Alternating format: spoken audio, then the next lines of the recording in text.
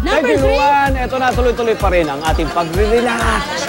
Dito sa Barangay Mainit, Mabini, Batangas. Sikat sa ang lugar na ito sa kanilang mga natural hot springs. Gaya nga nitong nakikita ninyo, kapuso. Alam nyo ba na ang temperatura nito ay maaaring umabot mula 38 hanggang 43 degrees Celsius. At ang tubig kasi nito ay natural na seawater at mainit. Natural na bukal na tubig.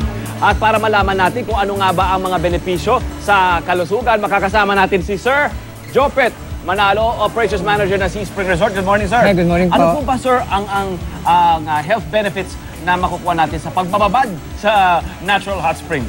Ang natural hot spring po, ang mabuti para sa mga may rheuma, arthritis, neuralgia, skin infection, and chronic dermatitis.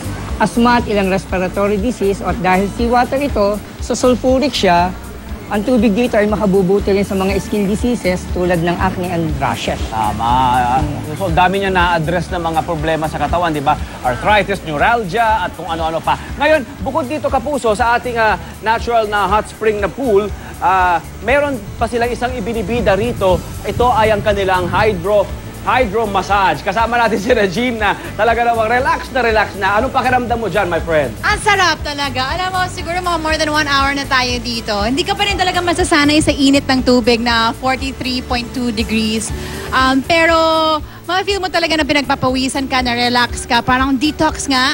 Ganon. Oo. Ito nga si Kuya, si Mr. Bautista, si Sir Romy, sabi nga niya na, ano bang pakiramdam niyo, Kuya? Masarap, mas may na maginhawa. Maginhawa. O, diba?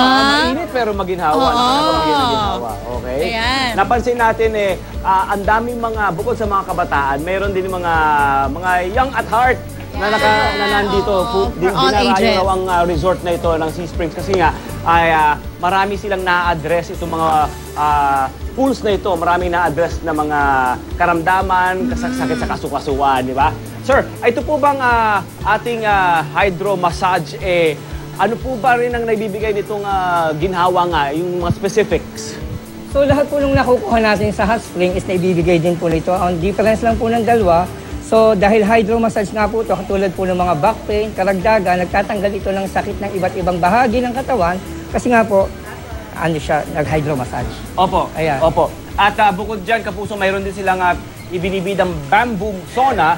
Ang bamboo sauna na ito ay mayroong mga bamboo mats or pads na maaari mong higaan. Either kung gusto mong tummy down, stomach down, di ba? Para ma-address yung kung ano man yung gusto mong ma-address dyan sa yung stomach area. At maaari din naman yung back ang yung isa lang doon. Di ba? Kung may mga back problems kayo, lalo na yung mga lower back problems na yan, maaari din i-address. Di ba? Kasi ang bamboo mats na yan ay nakalatag sa mga maiinit na bato. Paano po ba umiinit na natural itong bato natin, sir?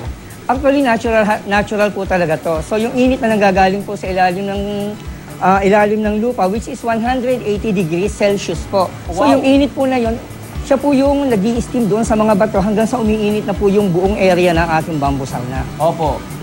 So geothermal heat ito. Yes po. May minimum na tagal lamang sa sauna. Ito hanggang 20 minutes lamang, Reg. Diba? Kailangan 20 minutes lang. Kapag sumobra doon, baka tostado ka na. Hindi naman. Okay. So marami pa tayo ipapakita rito mula sa Mabini, sa Barangay Mainit, sa Mabini, Batangas. Maraming salamat po, sir. Maraming salamat din po. At ang lahat po yan ay makikita nyo sa Sea Spring dito po sa Barangay Mainit. Opo. Maraming salamat, sir. Alright.